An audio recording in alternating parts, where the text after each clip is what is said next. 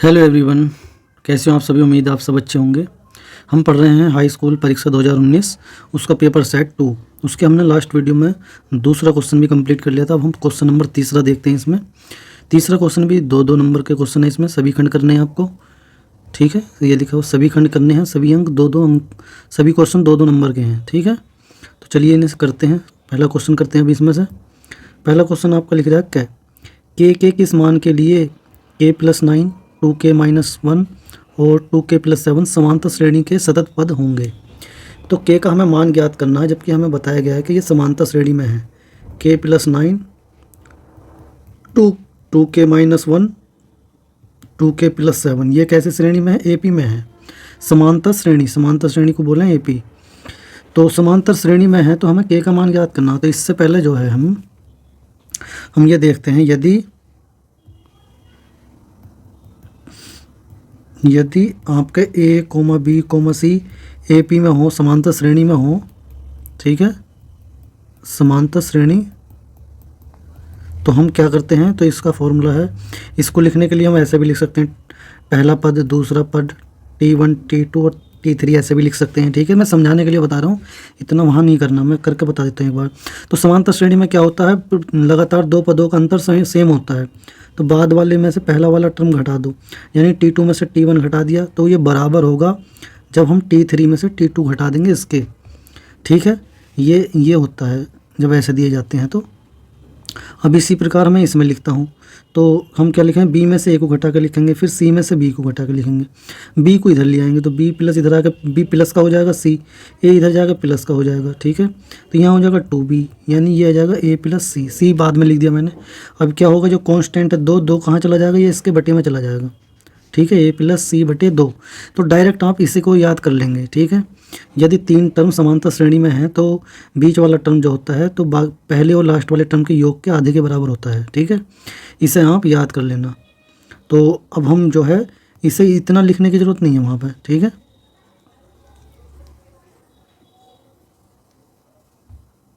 चाहे तो आप इतना लिख सकते हैं, यदि ये AP में है तीन टर्म, तो आपका जो बीच वाला टर्म है वो A+C/2 के बराबर होता है। यहाँ पर A का काम ये करेगा, B है और C है। तो जब हम निकालेंगे तो ये B बराबर, यानी 2k-1 बराबर आ जाएगा A का मतलब k+9 प्लस C की जगह क्या आएगा 2k+7 बटे में क्या आ जाएगा 2, ठीक है। 2 से तो क्रॉस मल्टीप्लाई कर देंगे तो इधर आ जाएगा 2k-1 बराबर यो k और 2k जुड़ के कितना k हो जाएगा 3k प्लस 9 और 7 मिलकर हो जाएगा 16। 2 से अंदर मल्टीप्लाई कर देंगे तो 4k-2 आ जाएगा। 2 दूनी 4 और 2 एकम 2, ठीक है। ये आ जाएगा 3k प्लस 16, 3k प्लस 16। अब हम इसमें क्या करेंगे, k को लेफ्ट साइड ले आएंगे, 3k को, तो 4k ऐसे लिख दिया, 3k ये है, इसे लेफ्ट साइड लाएंगे तो इसका चिन्ह बदल जाएगा, ये माइनस का हो जाएगा, ठीक है। 16 ऐसे लिख दिया। अब 2 को राइट साइड में ले जाएंगे तो इसका भी चिन्ह बदल जाएगा, ये माइनस का यहाँ पे तो यहाँ इधर आ गया प्लस का हो जाएगा। तो ये दोनों जुड़ जाएंगे, 18 हो जाएगा। 4k में से 3k घटा देंगे तो k बचेगा, यानी k का मान कितना आएगा आपके पास 18, ठीक है। तो पहला क्वेश्चन कर दिया हमने, हो चुका है, k का मान हमारे पास आ चुका है 18, ठीक है। अब नेक्स्ट क्वेश्चन करते हैं। तो नेक्स्ट क्वेश्चन हम जो है इसमें तीसरे का दूसरा पार्ट यानी ख करते हैं। ख हमारे पास लिखा हुआ है, द्विघात समीकरण दे रखी है एक हमें, और 4x² plus 4bx minus bracket में a² माइनस b² बराबर 0 से x का मान हमें ज्ञात करना है। 4x² plus 4bx minus a² minus b² बराबर 0। इससे हमें द्विघात समीकरण है ये, इससे हमें x का मान निकालना है। तो किसी भी द्विघात समीकरण से x का मान निकालने के लिए या तो इनके फैक्टर करने पड़ते हैं, या एक फॉर्मूला होता है श्रीधराचार्य का, उसे लगा देते हैं। तो श्रीधराचार्य का फॉर्मूला क्या होता है, श्रीधराचार्य सूत्र कौन सा है ये, तो ये लगता कैसे समीकरण में, जैसे है द्विघात समीकरण ax² plus bx plus c बराबर 0, इसमें लगता है। तो इसमें लगाएंगे तो x की वैल्यू निकालते हैं, फॉर्मूला ये वाला, minus b plus minus under root में b² माइनस 4ac/2a, ये है, इससे वैल्यू निकलती है x की। ये दो मान आते हैं x के, ठीक है। चलिए अब ये वाला फॉर्मूला हमें इस वाली में लगाना है, तो दोबारा से इस समीकरण को मैं लिखता हूँ, ठीक है।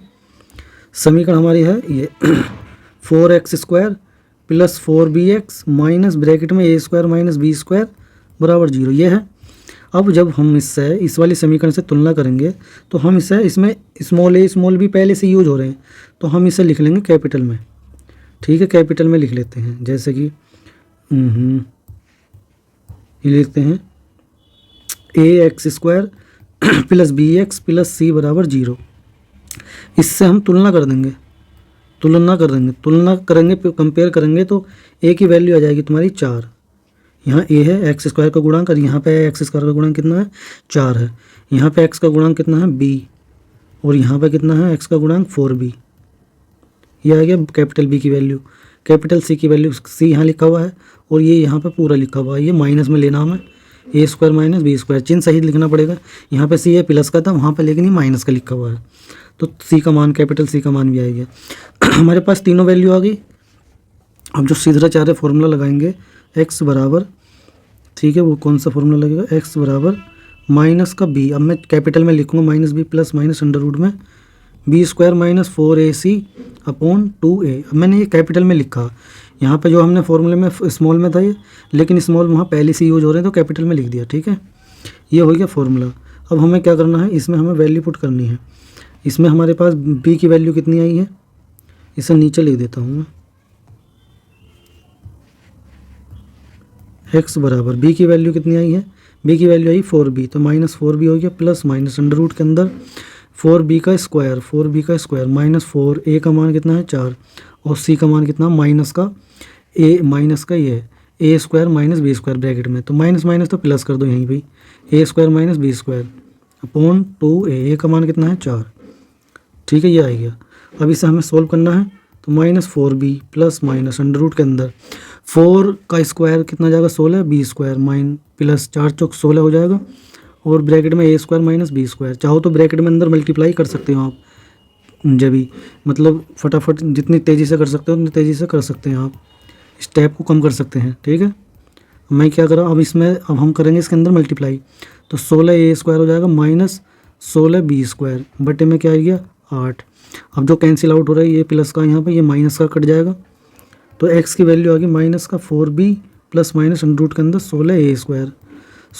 अब 16a हमें पता है, जो ये 16 है 4 का वर्ग होता है तो 4 बाहर आ जाएगा, और a² पहले से लिख रहा है तो a भी बाहर आ जाएगा। यानी इसे हम लिख सकते थे 4 गुना 4 और a² को a गुना a, तो जो भी पेयर बन जाता है वो बाहर आ जाता है, ये एक 4 आ जाता है, एक a आ जाता है, ठीक है।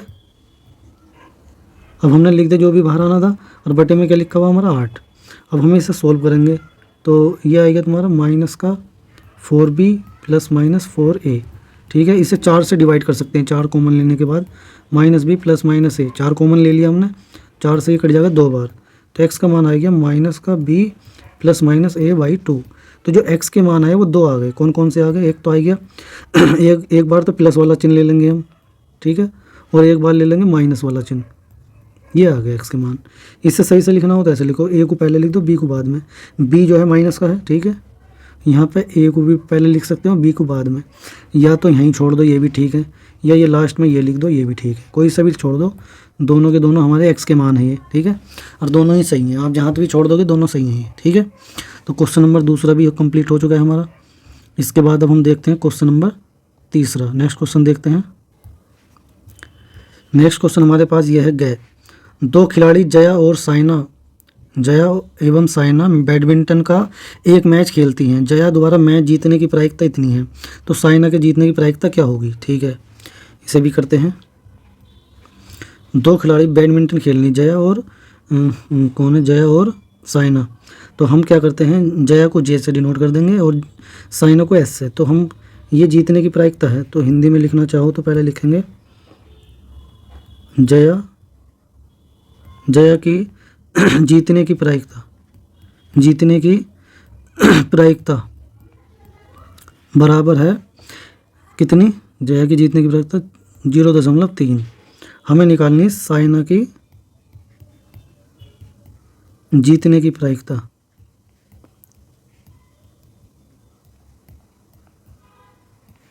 ये हमें निकालना है, ठीक है। लेकिन इस सवाल को जितना शॉर्ट में कर सकते हैं 2 नंबर का है।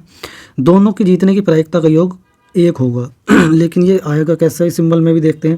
देखो जया को हम लिख देते हैं ऐसे पीजे, ये है जया की जीतने की प्रायिकता, जो कि हमें कितनी दे रखी है 0.3। हमें PS निकालना है, S यानी साइना की जीतने की प्रायिकता, ठीक है।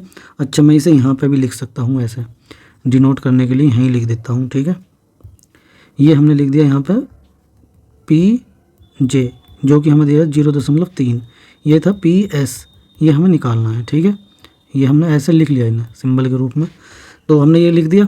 अब इसके बाद दोनों की जीतने की प्रायिकता का योग हमेशा एक होता है, तो पी जया के जीतने की प्रायिकता और साइना के जीतने की प्रायिकता, दोनों की जीतने की प्रायिकता का योग एक रहेगा, ठीक है। तो हमें साइना के जीतने की, इसका मान तो 0.3 है, प्लस एस निकालना पी एस, तो पी एस की वैल्यू 1 माइनस ये 0.3 जो इधर आ जाएगा तो माइनस का हो जाएगा, तो पी एस बराबर 1 में से 0.3 घटाना, तो एक में एक को लिखेंगे 1.0 और इसे लिखेंगे 0.3, घटा दो, हासिल लेनी पड़ेगी, 10 में से 3 जाएंगे 7 पॉइंट, इधर कुछ नहीं बचेगा, 0 बचेगा, तो 0.7 आ जाएगा। ये किसके जीतने की प्रायिकता आएगी? साइना के, ठीक है। ये क्वेश्चन भी कंप्लीट हो गया है। नेक्स्ट क्वेश्चन देखते हैं अब हम। क्वेश्चन नंबर आपका आएगा घ। ये एक समकोण त्रिभुज का क्षेत्रफल हमें दे रखा है 30 सेंटीमीटर स्क्वायर। यदि उसकी ऊंचाई आधार की लंबाई से 7 सेंटीमीटर अधिक है तो आधार की लंबाई हमें ज्ञात करनी है, ठीक है। एक समकोण त्रिभुज दे रखा हमें, ठीक है। इसका क्षेत्रफल दे रखा है, इसका जो एरिया है हमारे पास, क्षेत्रफल हिंदी में लिख लो चाहे इंग्लिश में लिख लो, ठीक है।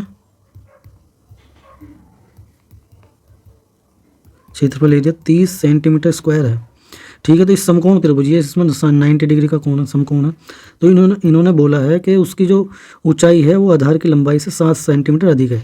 ये यदि x है तो ये x में को 7 जोड़ दो, 7 इससे ज़्यादा है। अगर ये 10 होता तो ये कितना हो जाता? 17 हो जाता। इस प्रकार से दे रखी है, तो हमने उसे मान लिया, हमने माना आधार की लंबाई x सेंटीमीटर है, तब ऊंचाई कितनी हो जाएगी? इसकी ऊंचाई हो जाएगी x प्लस 7 सेंटीमीटर, ठीक है। तो अब इस समकोण त्रिभुज का क्षेत्रफल का फॉर्मूला लिखना हमें।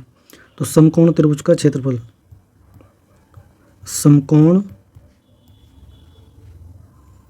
त्रिभुज का क्षेत्रफल, समकोण त्रिभुज का क्षेत्रफल दे रखा हमें 30 सेंटीमीटर स्क्वायर, और जो मैं इसका फॉर्मूला लिखूंगा वो लिखूंगा नीचे। तो फॉर्मूला होता है 1/2 आधार गुणा ऊंचाई बराबर कितना दे रखा है? 30। फॉर्मूला मैंने नीचे लिख दिया, ठीक है। मान जो दे रखा था 30 वो बराबर में लिख दिया। अब ये 2 जो है क्रॉस मल्टीप्लाई से इसमें जाएगा, तो आधार का वैल्यू रख देंगे हम यहाँ पे। आधार कितना हमारे पास? x, ऊंचाई कितनी है? x प्लस 7 बराबर 30 गुणा 2, 2 जो नीचे से ही है क्रॉस मल्टीप्लाई करके इधर आ जाएगा। अब इसके x के तो अंदर गुणा कर दो, तो x स्क्वायर प्लस 7x बराबर 30 दूनी 60, तो x square plus 7x minus 60 को इधर ले आएंगे। अब हमें 60 के ऐसे टुकड़े करने हैं, द्विघात समीकरण बन गई है। 60 के ऐसे टुकड़े करने हैं, गुणा करने पे तो 60 आवे और घटाने पे कितना आना चाहिए? 7। तो गुणा करने पे यानी 12 पंजे 60, गुणा करने पे देखो कितना आ रहा है? 60, और 12 में से 5 को घटाएंगे तो कितना जाएगा? 7, ठीक है। यानी x स्क्वायर प्लस 7x की जगह लिखेंगे 12x लिख दो, चाहे ब्रैकेट में करके लिख दो पहले। 12 माइनस 5 x बाहर लिखो, 60 बराबर 0। 12 में से 5 जाएंगे तो कितने बचेंगे? 7। x स्क्वायर x के अंदर मल्टीप्लाई कर दो तो 12x माइनस 5x माइनस 60 बराबर 0। अब ब्रैकेट ओपन करेंगे, बाहर कैसे चिन्ह लग रहा है? प्लस, तो कोई दिक्कत नहीं है, बस ब्रैकेट ओपन कर दो, जैसे चिन्ह लग रहे हैं वैसे ही लगा दो। यदि माइनस लगा हुआ होता तो हमारे चिन्ह बदल जाते हैं अंदर से ब्रैकेट खोलते जैसे, ठीक है। अब क्या करेंगे? अब हम पहले 2 में से कॉमन देखते हैं क्या कॉमन आ रहा है। तो x कॉमन आ रहा है, बस तो ये x प्लस 12 बचेगा। यहाँ पे x तो कॉमन ले लिया हमने, तो क्या बचेगा? सिर्फ 12। अब बाद वाले 2 में से देखेंगे कॉमन क्या आ रहा है। बाद वाले 2 में से सिर्फ 5 कॉमन आ रहा है, ठीक है। 5 कॉमन लेंगे, माइनस लगाएंगे, पहले 5 लिखेंगे। तो जब हमने 5 कॉमन ले लिया तो यहाँ से क्या बचा? x माइनस, ये जो माइनस का 5 कॉमन लिया तो इस वाले माइनस को ये प्लस में बदल देगा, ठीक है। 5 से जो है 60 को भाग दे दो तो इससे कटेगा ये 12 बार, 12 पंजे 60 हो ना, ठीक है, बराबर 0। यदि आपसे इसमें दिक्कत हो रही है, गलती हो सकती है, तो इसके जैसा लिख दो बिल्कुल ये, ठीक है, इसके जैसा ही आएगा ये। अब हमारा दिख रहा है x प्लस 12 कॉमन आ रहा है, तो यहाँ से बचेगा तुम्हारा x माइनस, यहाँ से बचेगा माइनस का 5 बराबर 0। तो एक तो इन दोनों के गुणा 0 के बराबर है, इसका मतलब इन दोनों को 0 के बराबर हम लिख सकते हैं, दोनों फैक्टर को। तो यहाँ से x का मान आएगा -12, यहाँ से x का मान आएगा 5, ये 5 सेंटीमीटर आया, ये माइनस के 5 आया सेंटीमीटर। माइनस में तो दूरी हो ही नहीं सकती, ठीक है, कोई भी दूरी माइनस में नहीं होती है। तो एक्स का मान कितना आ जाएगा 5 सेंटीमीटर। यानी कि आपके पास समकोण त्रिभुज की आधार की जो लंबाई आएगी वो कितनी आ जाएगी, आधार की लंबाई, और ये आ गई तुम्हारी 5 सेंटीमीटर, क्योंकि आधार कितना था तुम्हारा एक्स था, और एक्स का मान कितना आ गया 5 सेंटीमीटर। आधार यही है ना, नीचे वाला आधार होता है। और ये क्या है, इसकी ऊंचाई, ऊंचाई कह दो या लंब कह दो, ठीक है। ये ऊंचाई थी हमारी, आधार क्या था एक्स। तो हमारे पास ये क्वेश्चन भी कंप्लीट हो गया है। चारों क्वेश्चन यानी हमने सारे क्वेश्चन इसमें से कर दिए हैं। 4 ही क्वेश्चन थे ये, चारों हमने कर दिए। आई होप के यानी कि उम्मीद करता हूँ ये सभी के सभी क्वेश्चन आपको समझ आए होंगे सभी को, ठीक है। किसी भी क्वेश्चन में यदि डाउट है तो हमें कमेंट बॉक्स में कमेंट लिख सकते हैं, बता सकते हैं, ठीक है। वीडियो को लाइक कर दें, चैनल पर पहली बार चैनल को सब्सक्राइब कर लें। मिलते हैं जल्दी नेक्स्ट वीडियो में, उसमें क्वेश्चन नंबर 4 करेंगे हम, ठीक है। वीडियो देखने के लिए बहुत बहुत धन्यवाद, थैंक यू।